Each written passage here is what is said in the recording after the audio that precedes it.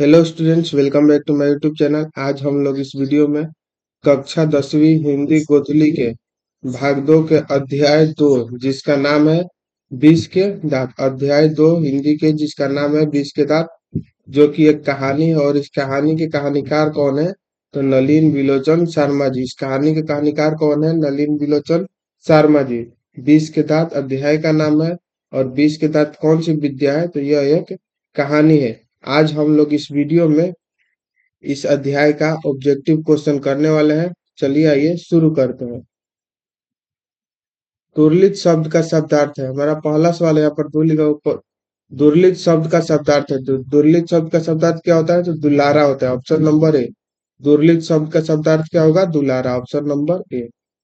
Next question है, किससे motor car की चमक दमक की कोई खतरा नहीं था? यानी कि सेन साहब के पास एक मोटर कार थी जिसका चमक दमक का कोई खतरा नहीं था। तो किससे नहीं था? तो सेन साहब की पुत्रियों से। Option number D. तो सेन साहब की पुत्री थी, उनसे उनके मोटर की चमक दमक की कोई खतरा नहीं था।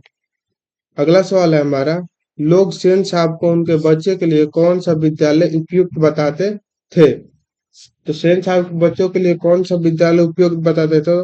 तो kindergarten school. Kindergarten school उस बच्चों के लिए उपयुक्त बताते थे। Option number B.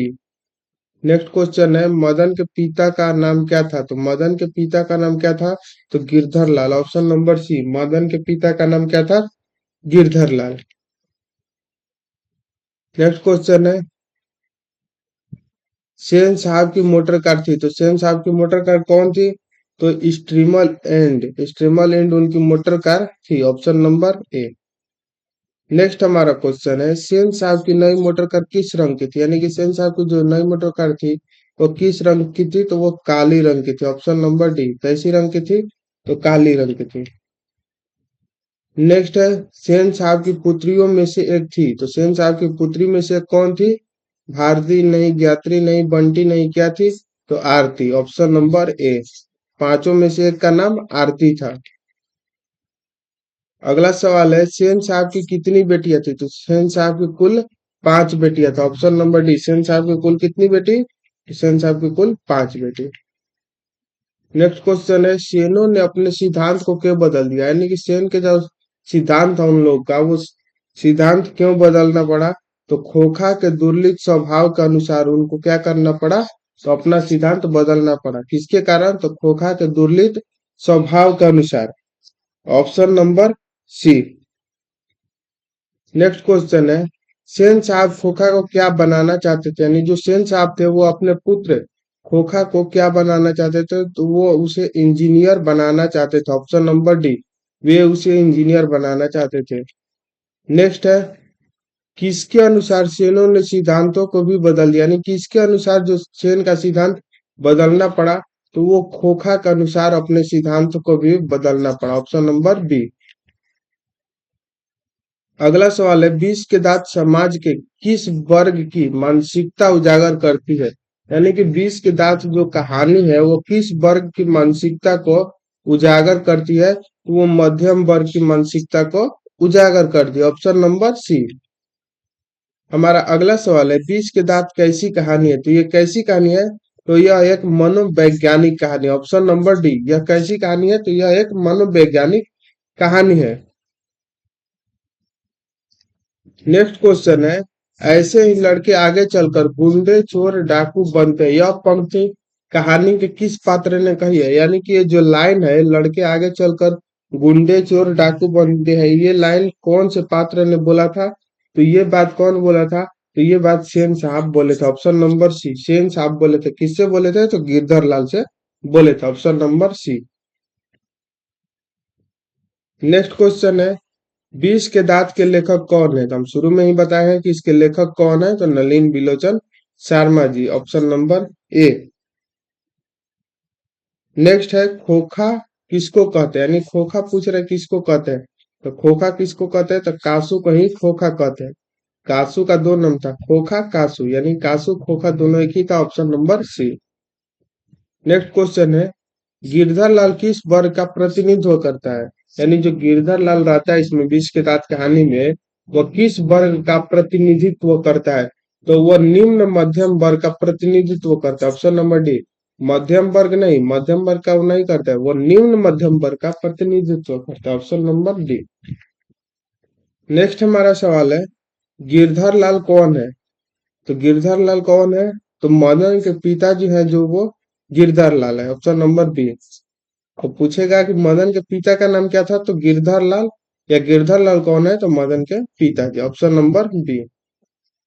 नेक्स्ट है, मदन ने कासू के कितने दांत तोड़े थे? यानी कि मदन जो था वो काशी को दो दांत से तोड़ डाला था, option number C. Option number C होगा, मदन जो था वो कासू के दो दांत तोड़ दिया था। नेक्स्ट है, बीस के दांत कहानी की गई है, यानी कि बीस के दांत कहानी कहाँ से की गई है? तो बीस के दांत तथा अन्य कहानियां संग्रह से यह कहानी ली गई है, यानी कही गई है, ऑप्शन नंबर बी। अगला सवाल है हमारा, नलिन बिलोचन शर्मा का स्कूल की पढ़ाई कहाँ हुई? यानी कि नलिन बिलोचन शर्मा जो स्कूल का उनका पढ़ाई जो था वो कहाँ से हुआ था? तो पटना कॉलेजियस्ट स्कूल से हुआ था। कहाँ से? तो पटना कॉलेजियस स्कूल से उनका स्कूल का पढ़ाई हुआ था, option number D.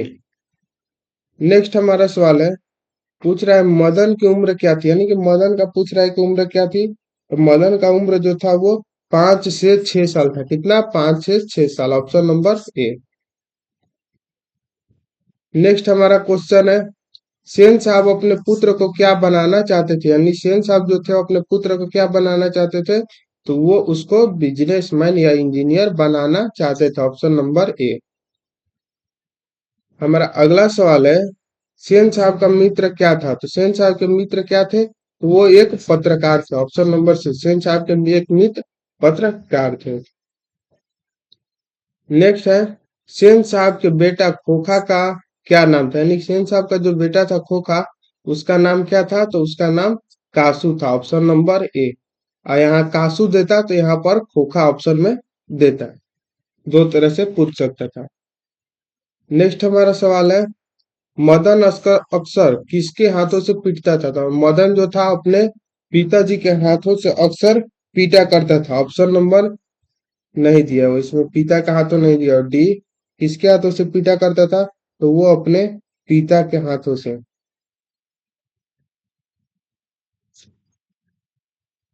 Option number D, वो हमेशा अपने पिता के हाथों से पीटा करता था। नेक्स्ट क्वेश्चन है, खोखा को ट्रेनिंग देने के लिए घर पर कौन आता था? यानी खोखा को अभी से ही उसको ट्रेनिंग देने के लिए घर पे कौन आता था? तो बढ़ाई आता था, ऑप्शन नंबर डी, ताकि उसका जो हाथ है अभी से ही औजारों पे वाकिफ हो जाए, इसलिए। अगला सवाल है हमारा, मदन किससे उलझ रहा था? नहीं, जो मदन था वो उलझ रहा था, किससे उलझ रहा था? तो सोफर से उलझ रहा था, नहीं सेन साहब के जो ड्राइवर था सोफर, उससे उलझ रहा था। अगला सवाल है, दृष्टिकोण किसकी रचना है? दृष्टिकोण किसकी रचना है? तो नलिन बिलोचन शर्मा की दृष्टिकोण जो है वो रचना है, उनकी रचना, ऑप्शन नंबर बी। अगला सवाल है, कौमों की जमात में शामिल होने के लिए कौन ललक गया? तो कौमों की जमात में शामिल होने के लिए कौन ललक गया था? तो हंस ललक गया था, ऑप्शन नंबर बी। अगला सवाल है, लड़कियां क्या है? कठपुतलियां है, इससे किससे इस बात पर गर्व है? तो लड़कियां कठपुतली है, इस बात पर किसको गर्व है? तो माता पिता को इस बात पर क्या है? तो गर्व है, ऑप्शन नंबर डी। अगला सवाल है, कासू मदन के साथ किस खेल में शारीक होना चाहता था? तो कासू जो था वो मदन के साथ कौन सा खेल खेलना चाहता था? तो लट्टू के खेल में शारीक होना चाहता था, ऑप्शन नंबर डी। लास्ट में हम कमेंट करके जरूर बताइएगा आपका कितना में से कितना सही हुआ। नेक्स्ट क्वेश्चन है, मोटर कार को किससे खतरा हो सकता था? तो मोटर कार को किससे खतरा था? तो खोखा से उसको खतरा था, ऑप्शन नंबर सी। अगला सवाल है, सेन साहब की कार को किससे खतरा था? सेन साहब की कार को किससे खतरा था? तो खोखा से खतरा था, ऑप्शन नंबर डी। अगला सवाल है, सेन साहब ने किसे खूब फटकार लगाई? तो जो सेन साहब थे वो किस पर खूब फटकार लगाए थे? तो गिरधर लाल को खूब फटकार लगाई थी, ऑप्शन नंबर ए। अगला सवाल है, नलिन बिलोचन शर्मा का जन्म कब हुआ? यानी पूछ रहे नलिन बिलोचन शर्मा जो हमारे लेखक है उनका जन्म कब हुआ था? तो उनका जन्म 1916 में हुआ था, ऑप्शन नंबर डी। और मृत्यु कब हुआ था? तो 16 का उल्टा 1961। आप इस तरह से इनका याद रख सकते हैं। 1916 में जन्म और 1961 में उनका मृत्यु हुआ था। नेक्स्ट हमारा सवाल है, नलिन बिलोचन शर्मा की मृत्यु कब हुई थी? नलिन बिलोचन शर्मा का मृत्यु कब हुआ था? तो 1961 में हुआ था। Option number C.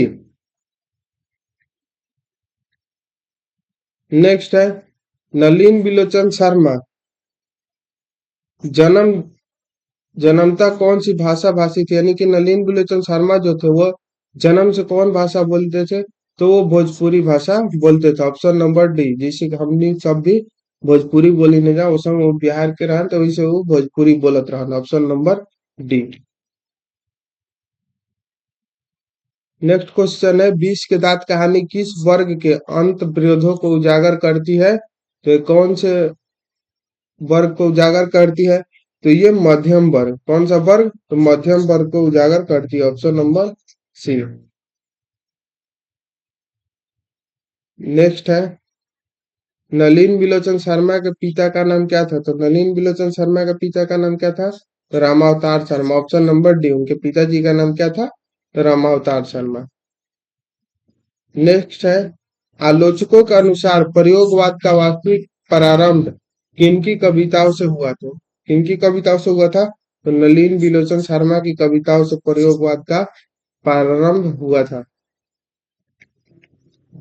नेक्स्ट है, नलिन बिलोचन शर्मा का जन्म हुआ था, तो उनका जन्म कहाँ हुआ था? तो उनका जन्म पटना में हुआ था। ऑप्शन नंबर सी, यानी बिहार पटना में उनका जन्म हुआ था। अगला है, लेखक ने एमए किस विश्वविद्यालय से किया था? यानी कि उन्हें पूछ रहा है कि लेखक जो थे नलिन बिलोचन शर्मा, उन्होंने एमए एमए कौन सा विश्वविद्यालय से किया था? तो वो पटना विश्वविद्यालय से एमए किए थे। Option number B.